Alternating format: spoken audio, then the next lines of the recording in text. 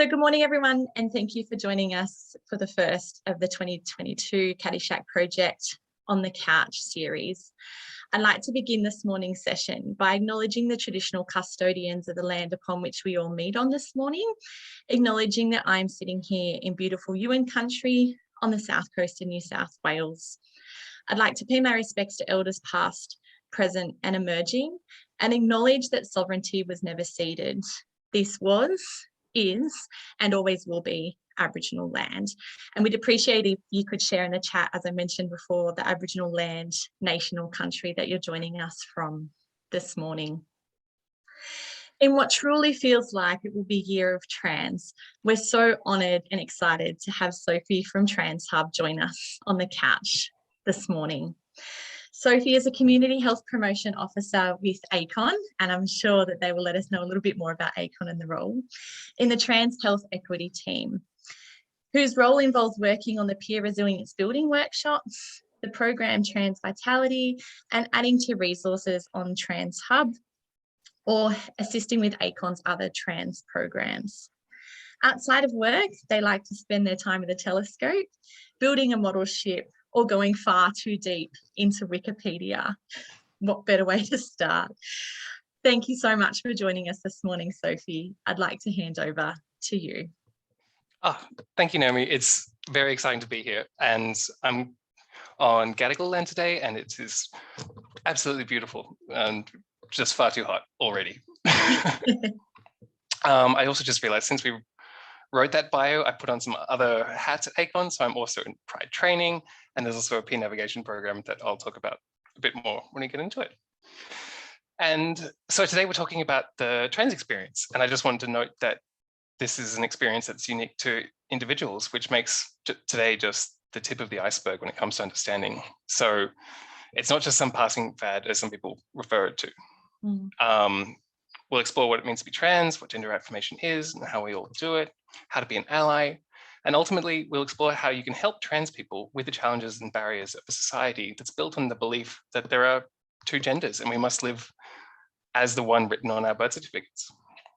And an important point to remember is that while I'm happy to answer these questions, it's my job.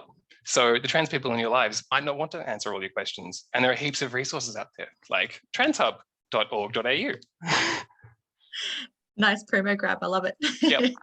And I think you're really right. And I think that that's what we will uncover as we have these discussions this morning, is that everyone's experience is really unique, and that some people are more willing to discuss their experience than others. And we need to be really mindful of respecting people's choice around that. And we do acknowledge that today is a safe space as well, and happy to provide support after the session if need be. So I think it's a really, start at the very beginning, what a really good place to start. And perhaps if we can start by defining some of the terms that we hear quite commonly used around this transgendered experience. So what does it mean for somebody to be transgender? A trans person, and this is just the definition, because it's so much more than this, but it is when you have a gender on your birth certificate assigned at birth that is different to how you live your life and who you are. And so, for instance, at birth, you might be given an F by the doctor, and then maybe later on you realize you would have been happier with an M or an X. But the whole time you had to live your life as a woman because of the gender binary between male and female that we live in. It's the way our whole society is built up. And so if it's uncomfortable or not who you are, you might repress it, or you might change how you live. You might change your birth certificate, you might change how you dress, you might take hormones, alter your body in other ways. There are just so many ways of affirming your gender and being who you are. But ultimately, the definition of trans just comes down to having that difference. And so that includes all forms of gender diversity as well. So if you are non-binary, that is a different experience to what was on your birth certificate, because it would be binary. So I don't feel like it should be such a big deal, but it seems so rigid, and there's just so much restriction and hesitation put on people around these things. So as a non-binary person, I don't feel comfortable in gendered spaces, but they're everywhere, and everyone assumes you're either male or female. And because of that, everyone is constantly judging each other and trying to guess whether someone's male or female. And like, I do this too. It's as if there's a computer in my head that decides what gender people are, and it tries to assign pronouns. And you'll hear it. Everyone who's worked in hospitality with like sirs or ma'ams, it's a similar thing. How do you decide those things? And so sometimes I think we have to actively think about those things. But I just wanted to have the binary in front of our heads when we're going through this. Absolutely. And I think you raised such an interesting point when it comes to the birth certificate things and around M and F. And I don't know the current legality, but I know that it's quite soon that a gender has to be assigned to a baby, and that there does have to be a gender placed onto the birth certificate. And generally speaking, that's based on the anatomy that people see, but doesn't even take into consideration the possibility that that infant is intersexed. And they may not know that until they start going through puberty, right? So it is it's such a powerful little letter, but it means so much to so many people, and it can, as you said, totally shape their life and moving forward, and whether or not they feel like they fit within that, or that they're trans and indeed or non-binary and indeed different to what's represented there. So I think that's a really great point that you raised, Sophie, and just something that, you know, we need to think more about the impacts of what that actually means for people. And I also like that you even spoke about your own biases when it comes to trying to figure out like what gender people are aligning with, or are they non-binary? It's there for all of us, and I think that it is that sort of subconscious, and we just need to be really mindful of that as well. And I love that you raised that, because I feel like we all have our own biases, and it's about recognizing that and acknowledging it to be able to then be more accepting and move forward. So when we talk about, I guess, the transgender experience in Australia, do we know how much of the population are actually identifying as trans? It's really tricky. It's hard to count trans people, and if anyone remembers the last census, you'll realize how many problems we've had with large surveys counting trans people. Often trans people are erased, but 3% of Australia is an estimate, but people in the closet aren't counted. People who don't want to be publicly trans aren't counted. It's an estimate, but we're out there. Absolutely. And I think, you know, one of the things is that we probably have all had interactions with a trans person, and we may not have even realized. And I think that's when it comes down to, and I know that you addressed this in some of the questions in a moment, it's like, how much does it actually matter? Like, if we're working with a person as a person, does their gender even matter? And I think that, we've probably come across trans people without even necessarily realizing it. And that I agree with you, there's probably a greater percentage of trans within the community, but we don't necessarily have a good idea just based on the statistics that are available to us through, like you say, the census and what that means. And I know that even the marriage equality debate had a really big impact on the trans community, because whilst it was a win for their friends and peers, it wasn't necessarily a win for them personally. And I know that that was a big thing around the last census as well, and what that meant too. So I'd like to acknowledge that as well. So I guess moving into thinking about what's the difference, say, between gender and sexual orientation? Like, do those things come into play when we're talking about the trans experience? They can, but also gender is more just how we act, dress, behave, and how we fit into a society that has two genders, essentially. And so it's how we interact with each other, and then how people who don't fall into those two genders express themselves and live. And that's where gender lies. And sexual orientation is who you want to have sex with and their gender. It's not quite the same. And of course, you can have asexual trans people. There are people who don't experience sexual attraction that are trans. It's a totally separate aspect of our lives. Like, just as you can have cis men and cis women with different sexual orientations. So can you do with trans people?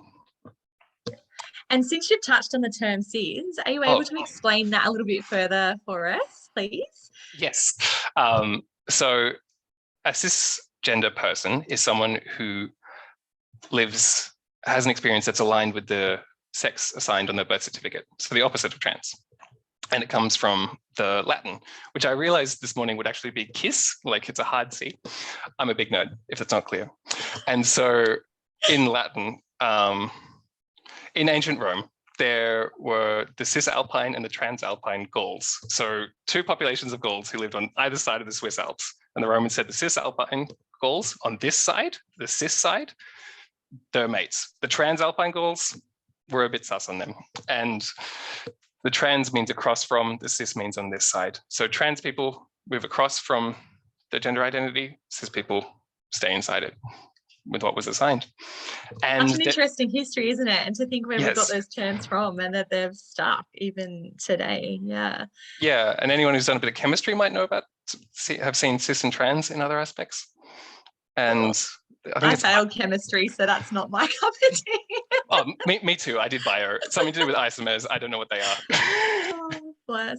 But when it comes back to just, I guess, the difference between gender and sexuality, a really good sort of quote that I've heard that I often think of is gender is who you go to bed as, and sexuality or orientation is who you go to bed with. Is that something that you've heard before? Yeah, easy. It's a nice way to try and remember it, I think. Yeah. Yeah. Awesome. So I think now it probably makes sense if we start to have a look at, I guess, a few more of the terms, but also how it is that as professionals or peers, how it is that we can start to change some of our language to be more inclusive around the trans experience and trans clients or people who we may be engaging with in community. And I know that one of the more common things when we talk about the trans experience is pronouns. So are you able to help step us through what pronouns are, how people assign them, how people use them, and I guess how we can start to become more familiar and comfortable ourselves in asking a person's pronoun and then using them? Great. We're on a bit of a grammar kick. So pronoun is a word you substitute for someone's name. So he, she, they, we use it for animals, everything. It is another one. We all use pronouns and we just kind of jump into them naturally on what we think someone's gender is most of the time. And the pronouns you use for a trans person, same as cis, it's whatever that person uses, whatever they want. Different people have different pronouns that represent them. I like they, them. You like she, her. We figured that out by just politely talking about it.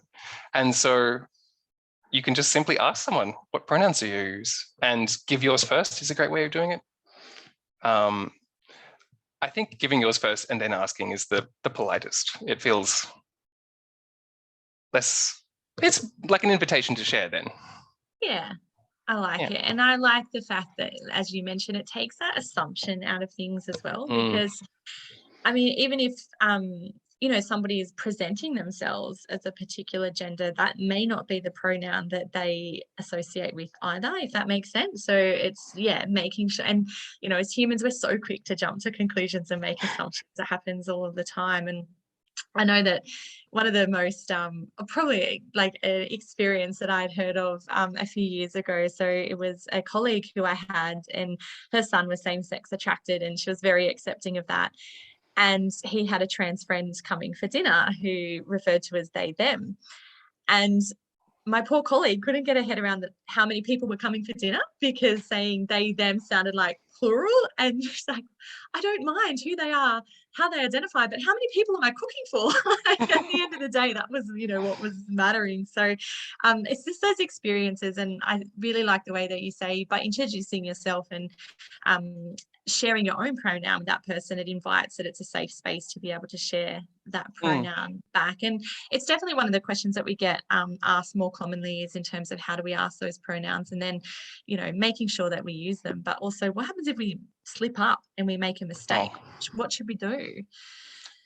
Apologize and move on as quickly and gracefully as you can. I think it's I think the best thing to do is just return to what you were talking about after acknowledging that you slip up. Because if you slip up and then you're like, oh, I'm so sorry, I'm new to this, and then start giving reasons, it becomes a whole thing. And it might be a big occurrence for you because you're often maybe very good with pronouns and you care a lot about these things. And so then you slip up and you feel really bad. But for the trans person, they probably get misgendered all the time. They don't want to focus on it. So it's just about moving on, respecting, and just, yeah, it takes practice. Yeah, I agree. I think the more that you just develop it into your everyday language and practice it, the easier it becomes. And I guess one of the questions that we had from a participant when they registered was about, and you've sort of addressed how we politely ask somebody's pronoun, but what if we're unsure of how somebody will react to being asked that question? Is that something that we should be aware of? Is it really a non-issue? Like, it's been a non-issue for me, but I don't know if that's because I'm a trans person asking. It feels pretty routine for me. I've had some people be not sure how to describe themselves, and just be like, oh, I don't know what pronouns I use. And it's like, mate, you use he, it's okay. And most of the time it's been fine though. It feels like a non-issue. It's just, it feels like admin, you know, it's like social admin. I like that term, social admin, those connections that we have and those like sometimes awkward things that we have to go through in making those connections with people. But I like that term, social admin. Yeah. We're going to have to use that more often, I think. And so I guess there's been different like terms throughout history when referring to someone whose gender doesn't necessarily align with what's on their birth certificate. And is trans now the preferred term? Like, how have we kind of arrived at that? Well, there isn't one preferred term, it's the big disclaimer. Different communities, and being trans is a human experience, so it's all across the world. So there are, of course, ways of talking about it outside of English. But what we use at TransHub is an inclusive trans. So we say that anyone who's got a different gender to what they were assigned at birth, be they man, woman, non-binary, genderqueer, agender, anything that fits under that, they're trans. And so also back on the grammar kick, it's an adjective. So you can say a trans person, but you cannot say a trans. And similarly with transgender. So a transgender person, a cisgender person. If you're just talking about a transgender, that's not using an adjective correctly, and I'll deduct marks. And also that the term transgendered is outdated and no longer used. Is that correct? Yes.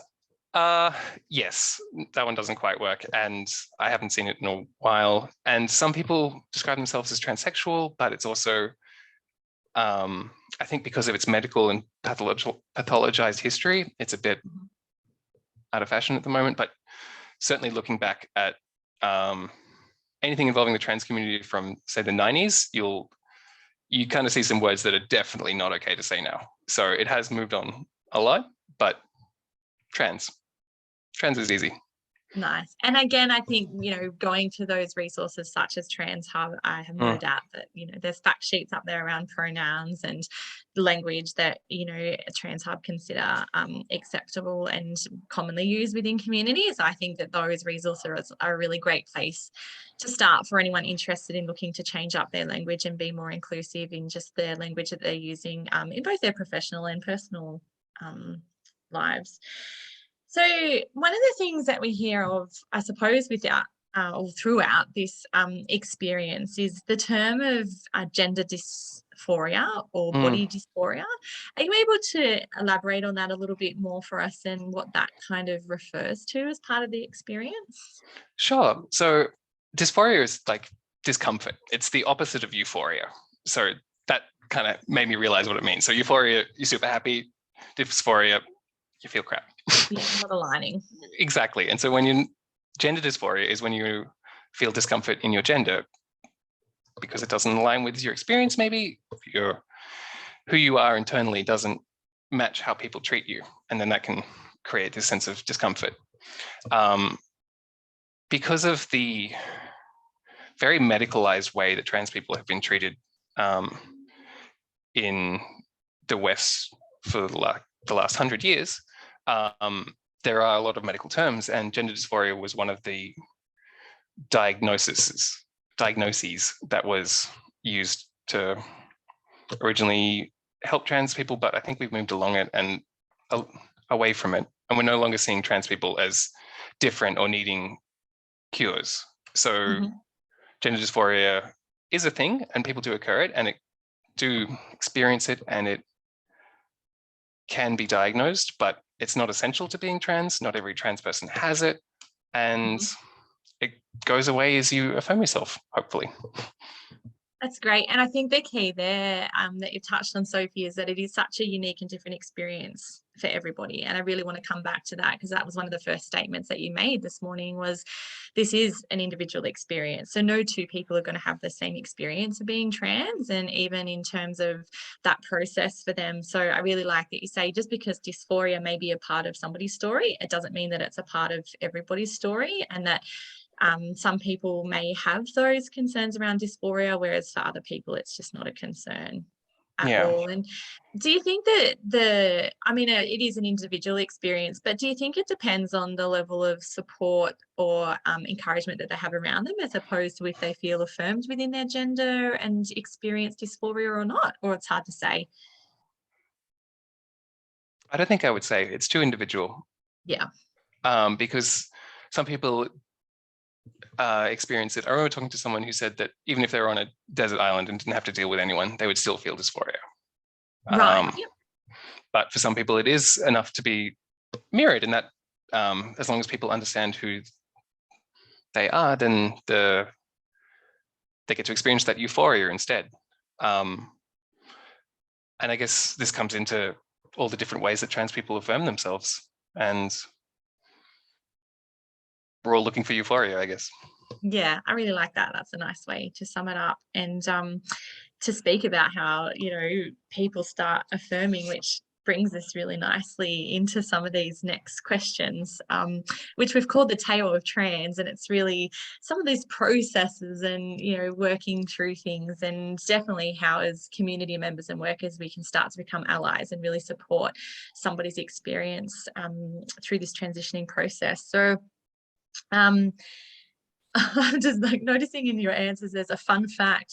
Do you want to read out your fun fact?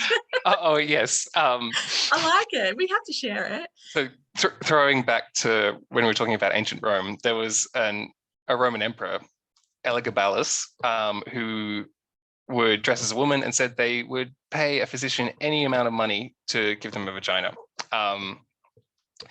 That emperor also, I think, had a boyfriend who was a chariot driver and made them, like, gave them a government position. It sounds like they were terrible at being an emperor, but I get them. They make sense to me.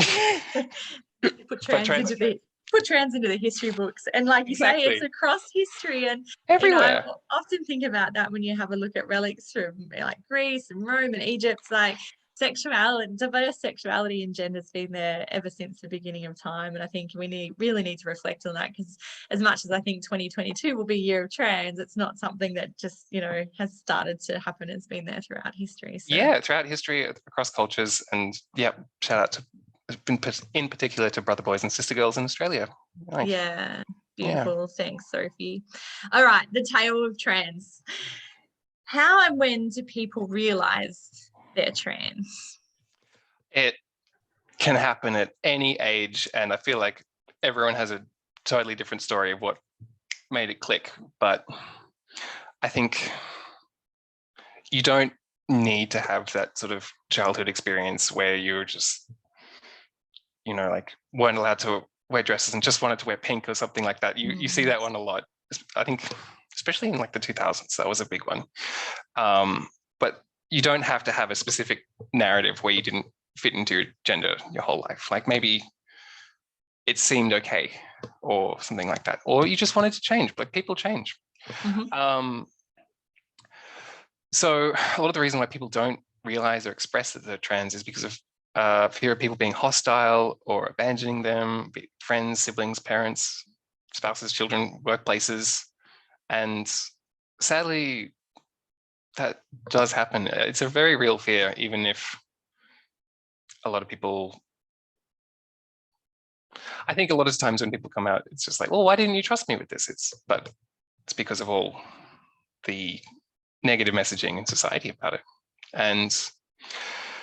But as for how people realize they're trans, it depends. I would realize I was trans when a therapist asked me if there was anything I hadn't done because I was worried it would be imperfect. And I was like, oh, there's this thing that I thought I would just not be able to do forever.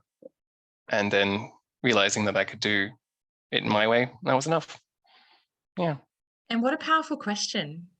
Yeah. I don't think she was ready for the answer, but it was a good question.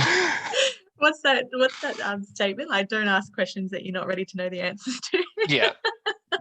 But wow, such a powerful question. It's kind of sort of like that miracle question, you know, like if you could wake up tomorrow and everything was changed and perfect, and you know, what would it look like? And then you sort of think, oh, okay, well, you know, I may be presenting as an opposite gender to what's signed on my birth certificate, or just, you know, living my most authentic true life is probably what people start to refer to. And I can see that it's difficult to answer that question for yourself, Sophie. So thank you very much for sharing your own personal experience around that and acknowledging that it is such a different experience for everybody. And, you know, it's not textbook, is it? And I think that's what we really need to be thinking of, that there's no right or wrong way to do this trans experience, and that it is different for everybody. And we always like to point out that sexuality is fluid as well. So, you know, and in some ways, gender not as fluid as sexuality, and it can be for some people. But yeah, but that, you know, some people will choose to start doing certain gender affirming therapies, whereas others may not want to make those permanent changes per se. But to realize that there is this fluidity, and how we feel today may not be how we feel tomorrow or in 5 or 10 years' time, and that there's no timeline that we have to reach these things by, that it is a process that we all work through in our own time, in our own way, because it isn't textbook. And there is no destination either. So like gender fluid people, for instance, have a constantly shifting relationship with their gender. And it's just about accepting yourself and who you are and how you want to present yourself, I think. Yeah. And I think that's true of everyone. Like, we talk a lot about self-esteem and healthy relationships and things in our work, and self-esteem is so important for everybody, right? Like that acceptance of who you are and just that self-love, and really being able to love yourself before you can expect somebody else to love you. So I really like that. Thank you. Is there a right time for someone to start to transition? Like if they've identified themselves as trans, and maybe even talk us through the transition process, or like what that means to be transitioning? So there is no right time, or the right time is whenever the person feels ready to affirm their gender. And this is like a constant calculation. I'm always doing risk assessments in my head of like, how publicly trans can I be when I'm going from A to B? So the way I change how I affirm my gender depends on my safety. And I think that it's quite micro, but it applies to people's whole lives too. So you might not feel safe until you're 45, or you might feel safe when you're 20 and then think, no, now's not the right time, and you come back to it, or it's all sorts of things. And that's partly why in TransHub we talk about affirmation rather than transition, because, and it seems like in transition you got an A and a B. You're like a caterpillar to a butterfly, and that's some people's story. There are lots of trans people who love butterflies for that reason. And but we talk about affirmation because it's just about the actions, the things that you do, and they're not going to a specific place or direction. It's not about becoming a man or becoming a woman or anything like that. It's just about changing your social, medical, or legal affirmation to match who you are. And so those are the 3 aspects we think about.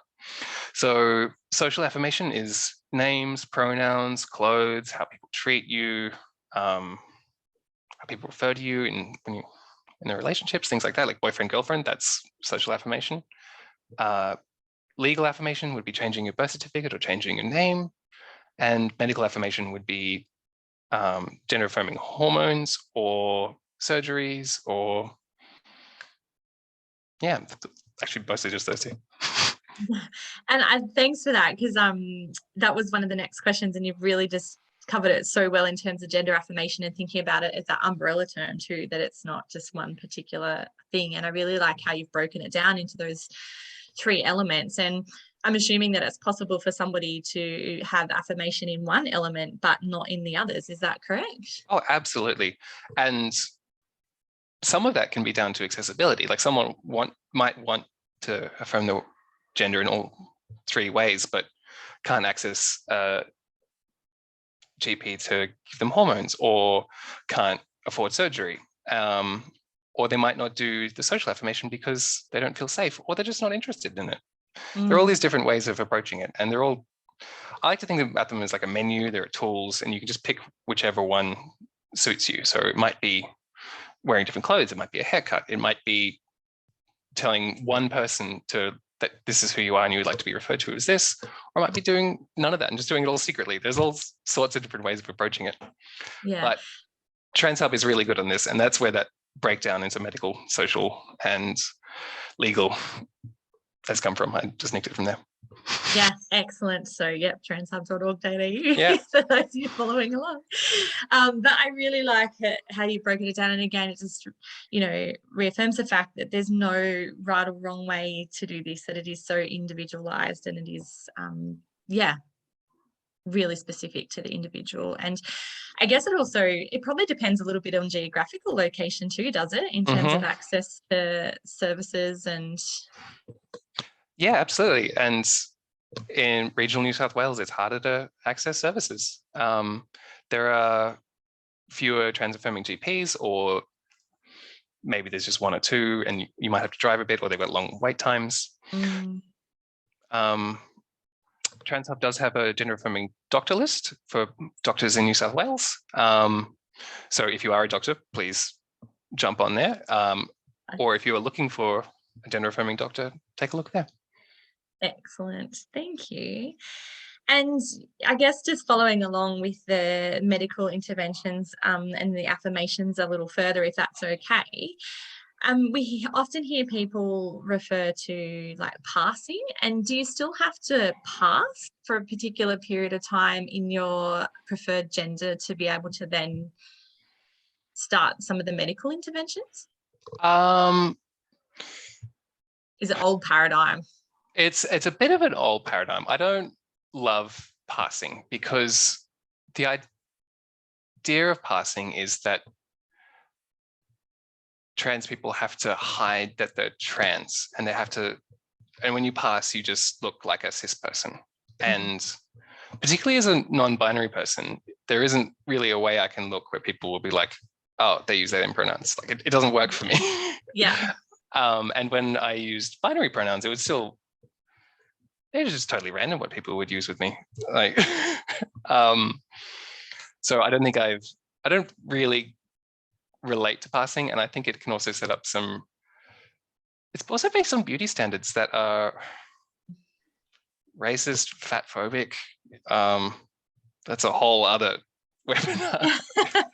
Yeah, I think we had those discussions the other day about that Insta perfect, and what does that actually, it's all BS, like, for everybody. So absolutely. Yeah.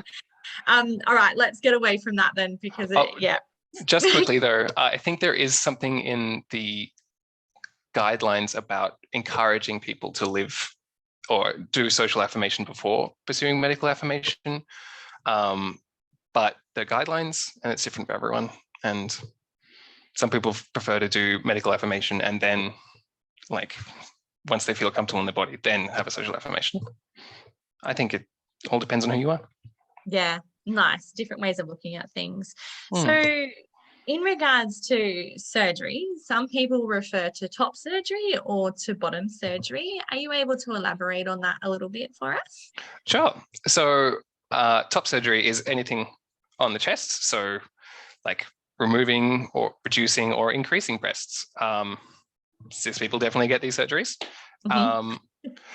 And bottom surgery refers to anything on your junk. So vaginoplasty, making a vagina, phalloplasty, making a penis, orchiectomy, removing testicles. There are so many different kinds, and each one of those has different variations. And not everyone gets surgery, either because they can't afford it or don't want it.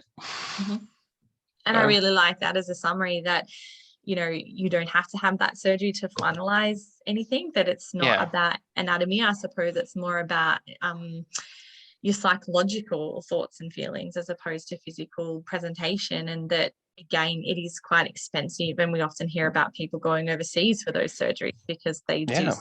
Is there support in Australia for those surgeries under Medicare or anything that we're aware of? Or most of them you have to go privately. I think there are exceptions to that, but almost all of them, especially bottom surgery, because it's so much more intensive, is all private system. So it's not great, and there are a very limited number of surgeons, and and I can imagine it's quite complicated surgery too. Like when we think about those areas, there's so many nerves and things like that. But I wouldn't try it myself. So what do we say? Don't yuck somebody's yum. So we just gotta be mindful of I think it's more of a skill situation. I just meant, I'm not a surgeon. No. And also the terms tucking and binding, like they're two terms that we hear quite often when somebody's trying to affirm gender. What are they referring to? So they're two different things. And I've not done either. So this is a bit of an outsider, but tucking is when you tuck your penis between your legs and wear really tight undies or something like that in order to hide the bulge. And binding is using a tape or a really tight top, like a binder, to compress the chest and reduce the profile of breasts. They're both forms of gender affirmation, and not everyone does them or wants to do them. They may have physiological or medical reasons not to. And also they probably don't call them breasts if they're binding, but some people do. It's chest is a nice gender neutral. I was just thinking, what would the term be? Chest, if that makes sense. And I think that's important too when it comes to language around medical care, and that's something that we don't really touch on today. But I think particularly medical professionals need to be really mindful of the trans experience and thinking about, is it a person with a uterus, and do they therefore still require things like pap smears? Or, we would be talking about chest or breast checks in everybody anyway, like breast cancer can occur in males as well as females. So, but it's just those terminologies and things to be quite mindful of too. All right, I want to move into some perceptions and I guess some kind of myth facty kind of stuff, or perceptions that are out there in the community that aren't necessarily the actual experience. So a bit of a hard-hitting one, but we know that it's happening. Why do we feel that society gives people who don't follow gender norms such a hard time? Easy. I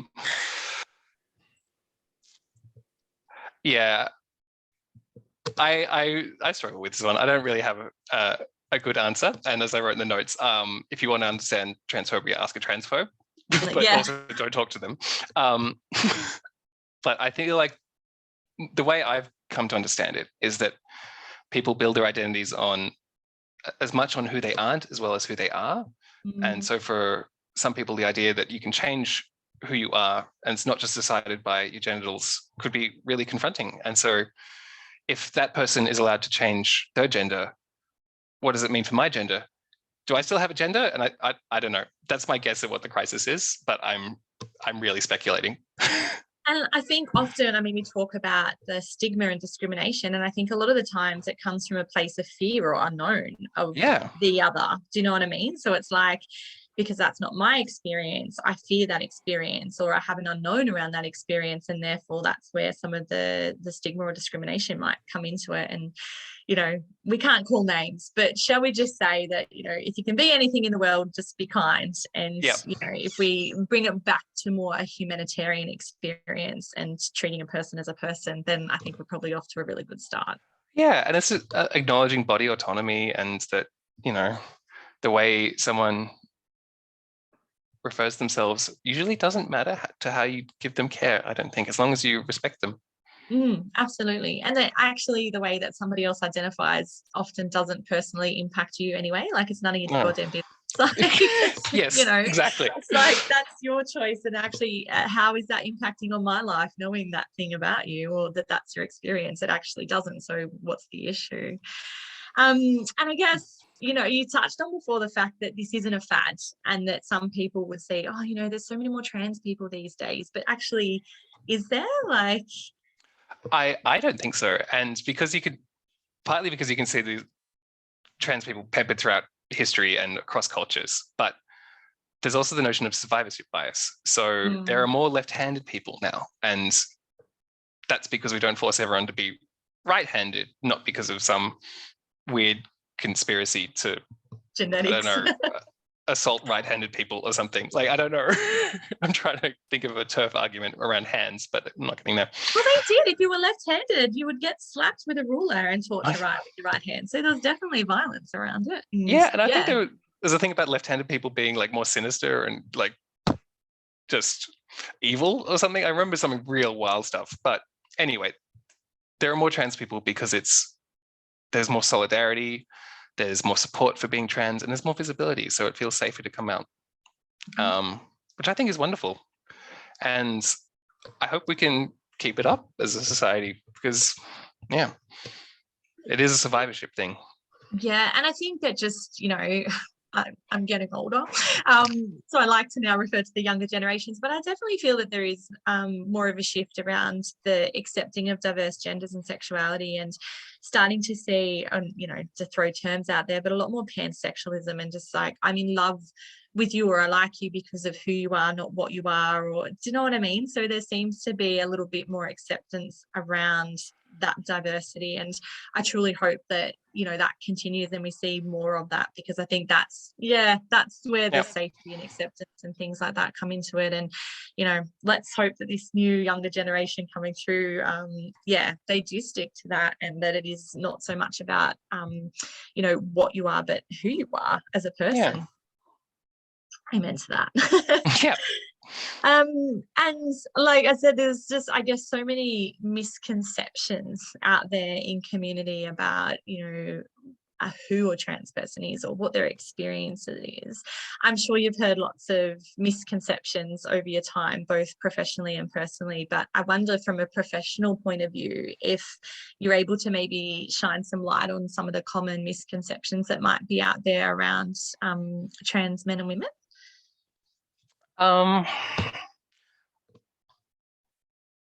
There are just so many misconceptions. I think some of the big ones are just around making assumptions around how trans people, particularly how trans people have sex, as in that I've heard things about trans people being really promiscuous or totally not, like all the stereotypes contradict as well. And about who they have sex with, but you can be straight and trans, you can be queer and trans, you can be anything and trans. And so I think it's just about not making assumptions about someone's identity is all you need to do. And if you don't focus and worry about what gender someone has, I think you'll probably respect them a bit more as a person, and you won't be so focused on what's unusual, and you can just focus on helping that and understanding that person. And so if you find yourself wondering, like, this person is trans, what does that mean about them? I think just like sit and reflect on why you think it's going to be so different, because trans people need different and forms of respect and affirmation to cis people, but we all need very similar care. We all need respect. And I think you've hit the nail on the head there. Like, it's respect and kindness regardless, right? But do you feel like society, and I guess some of these misconceptions, there's just so much focus on genitalia, and therefore it kind of sexualizes it more, and that's not necessarily the case? Like, you sort of touched on that, going, well, you know, this misconception that there's so much sexual promiscuity within the trans community, but actually it's like cis community, there'll be sexually promiscuous people and there'll be asexual people, or people just don't have sex at all, and that's no different to the trans experience. So, and cis and trans people have sex together, so like it's you can't make assumptions about it. I think one assumption that I would like to get publicly out is that, like, not every trans person watches Drag Race. Why not? Just haven't, but I've had a lot of people who try and connect with me around it, and I'm just like, I'm sorry, I have no idea what any of this means. I like it. But I guess it is something that we talk about in terms of a point of reference, right? Because we often say, there are TV shows or there's movies out there. There's some great books that you can read to get a better idea of the trans experience. And it's kind of a cultural learning practice. But I love it because people would just go, oh, what about RuPaul? And you're like, yeah, it's not a cultural reference for me. Sorry. No, I know more about RuPaul and his fracking than I do about Drag Race. And not every, and I think that's really interesting from having read Shane Jenkins or Courtney Ack's book recently, is that, not everybody that dresses in drag wants to have that trans experience, and that it has shifted and changed over time. And I really like, when we first met and started talking, we spoke about Disclosure on Netflix, which I watched. Do you want to just do a little 2-second spiel on Disclosure for those playing along at home? And I guess what really struck me was how trans people have been represented by media over time. Do you want to touch on that quickly? Sure. So it's a 2020 documentary about the representation of trans people, and in particular trans women, I think because of the trans misogyny that has pervaded Hollywood for 70 years or something. And so it goes through a history of how trans people have been portrayed and the ways that trans people have been kind of made into jokes or villains. And it is just an all-star cast of just some of the most talented trans people picking it apart. It's a real pleasure. It's really eye-opening, and it's just kind of beautifully done. So I'm a big fan, and it's really important to see that this is not a new issue. There have been trans people, trans actors, and trans representations, but a lot of them have been really horrible. And that's what I think I really took away from it, and that you touched on, was that whilst it has been portrayed in movies and things like that for a long time, that a lot of the time it was sort of almost done in jest, like it was done for comedy value, and it was a bit, do you feel like it was a bit maybe dehumanizing at that stage? So like, absolutely. And you think about the other side of it, which is not just like a joke, but also that trans people are violent people. Like Norman Bates in Psycho puts on a dress that shows he's a weird serial killer. Like there was this direct connection between being trans and being a murderer in film, which is not a thing. We have no data on trans people being more murderous. Does not seem that way. Citation needed. Bless, yeah. But a really interesting documentary for those of you with Netflix. It was really quite insightful, and definitely gave me a different perception on how trans people have been, I guess, portrayed, given those ideas, and that while some of those experiences are still true to today, I'm so glad that there's been so much more progress around how people are represented within community and media. So yeah, some definite positives to take away from that. And we're starting to draw towards the end of our hour. How fast time flies when you're having fun. But I think it's really important for us to kind of wrap up today and end looking on how we, as in our professional but also our personal capacity, can be allies to trans community, because I think that's where we're going to see real growth and real change. And at the end of the day, that's where that respect and kindness and humanitarianism is going to come from. So what does it mean to be an ally to community? What do we do? How do we become an ally? How do we show our support? Well, I think everyone being here and being willing to listen and join in, that's a great step in being an ally. I think being an ally is just about showing up for and supporting and advocating for trans people, even when there aren't trans people in the room. It's about taking it on yourself to make sure that your workplace, your service, the people in your life feel safe and understand that you support trans people. And a lot of that can be through simple actions, for instance, respecting pronouns or educating yourself, or there can be very discreet, obvious times where you have to like step in and help someone. Like if you see something happening on a bus, like a trans person being harassed or something like that, you can that's an opportunity to be an ally.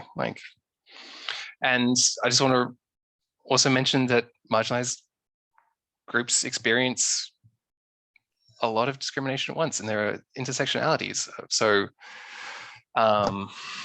there's homophobia, there's biphobia, there's racism, there's ableism. And when all of those intersect, there can be quite horrible discrimination. And so I think being a trans ally is not just being an ally to trans people. It's about appreciating all the ways in which people face discrimination and fighting it. To me, it's about justice. Yeah, well done. So well said. And that, it's not just the experience of one type of discrimination, that potentially people are experiencing many, and how that chips away at somebody's self-identity and self-esteem and things like that. So thank you so much for acknowledging that. I really appreciate it.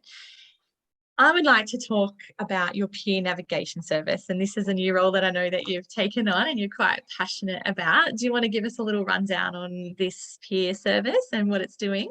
Sure. So it's called P4T.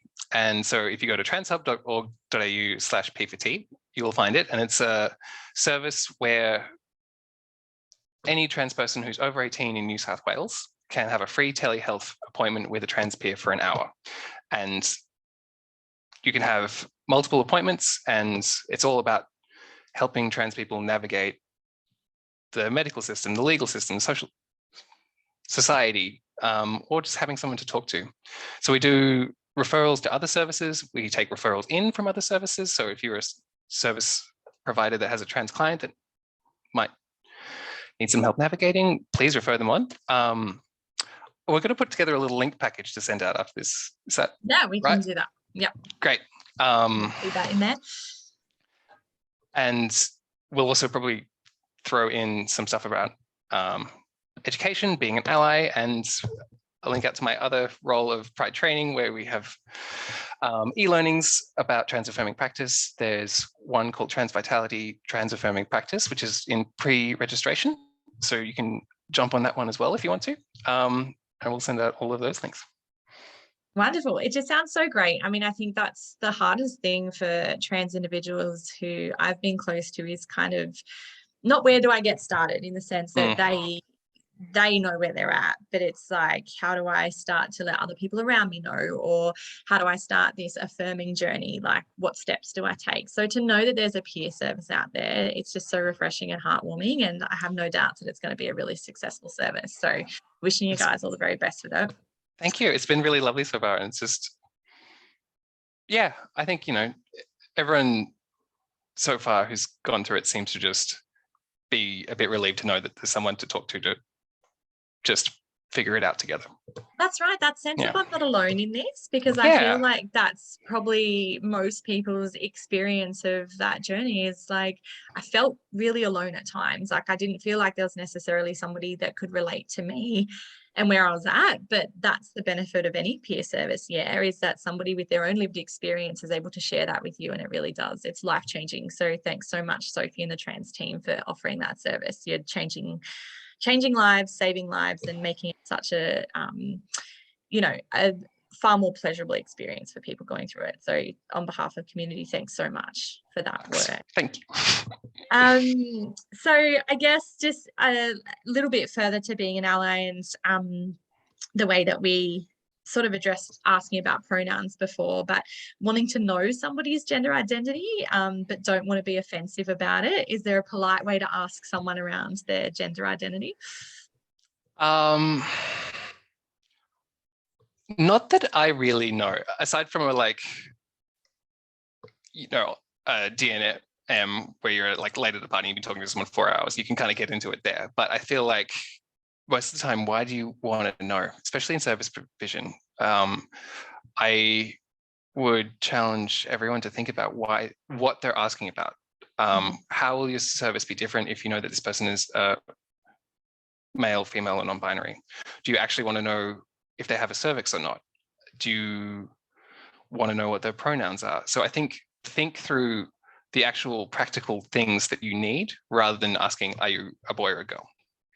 So break it down into what you actually need to provide, because most of the time, like a dentist doesn't need to know if I'm a man, woman, or non-binary. They need to look at my teeth. Like they need to be able to say my name, talk about me in a way that makes me feel like a person, and then that's it. So I think I would just hesitate before asking, why do you need to know? Yeah. And I think that's the trouble with society, isn't it? Not only do we assume lots of things, we're also really curious, and we feel like we've got a right to know the answer, and actually, no, you don't. Like, like I say, if it means nothing to the service that you're offering, why is it even an important question to ask, or why is it something that you'd be wanting to know? So yeah, thinking about it from, I guess, that medical care point of view makes sense, but otherwise just keep your curiosity at bay and treat a person as a person. I like it. I'm going to ask Maddie to pop up on the screen just as we come to the end of today. You can get your phones out. This is when we encourage you to get your phones out. We're just going to pop up a QR code that will take you directly to our brief survey. If you don't mind just scanning that and completing that in the next few minutes, that would be wonderful. We'll leave that one up there. Just a couple more questions, Sophie. So you've kind of already addressed this, but I'll give you one more chance to give it a good plug. How do we learn more about transgender? What's the best place to start and resources to access? TransHub, transhub.org.au. It's like the morning TV sales show. Just go to transhub.org.au. And it just flashes across the bottom of the screen. Yeah. I love it. And if you call in the next 5 minutes. You get a bonus gender. Yeah. Yeah. I like it. Bonus round. And for those, particularly those of us joining today in a professional capacity, thinking about how it is that our workplaces can become more inclusive and more gender friendly and accepting, is there a workplace audit around transgender friendly services? What can they do? Yeah, so ACON's Pride and Diversity runs the Australian Workplace Equality Index and does auditing and assists organizations to become more LGBTQ friendly. But there's also lots of the training that I mentioned earlier. There are so many ways of making your practice trans friendly, and there are heaps of resources and checklists on TransHub as well. Excellent. And I think the really important thing to note on that is that they shouldn't just be seen as a tick and flick. If you're going to be an ally and you're going to be a friendly service, you actually need to follow through on what it is that you're saying. So for example, I wouldn't want to see a staff member wearing a trans flag badge that tells me that they're accepting of trans people and then not ask or appreciate my pronouns, for example. So I think it has to come from a place of integrity and authenticity, not just a tick and flick, we could do this. You actually have to be seen to be doing it. So we're coming to an end, and I would like to thank you so much, Sophie, for your time this morning. We really appreciate your personal and professional insights, and thank you so much for sharing. I know it's not always easy. Just a reminder to complete the Survey Monkey. If there's anything that you feel we haven't covered today or anything else that you would like further information about, feel free to drop that in the survey, and we might look at being able to do something again later in the year. Sophie and I are both contactable via email or through Jen at Caddyshack Project, and we're happy to answer any questions or refer on for support if and where needs be. And yeah, keep an eye out for more of our Caddyshack webinars coming up in 2022. We're very excited to bring you more great stuff this year. So thank you so much, Sophie, for being with us this morning. We really appreciate it. It's been an absolute pleasure. Thank you so much. Have a great rest of your day, everyone. Thanks for completing that survey, and for joining us this morning. Hopefully you're able to take some things away, and if nothing else, you're able to jump on board and start to become an ally for the beautiful trans community. Have a great day, everyone. Bye. Bye.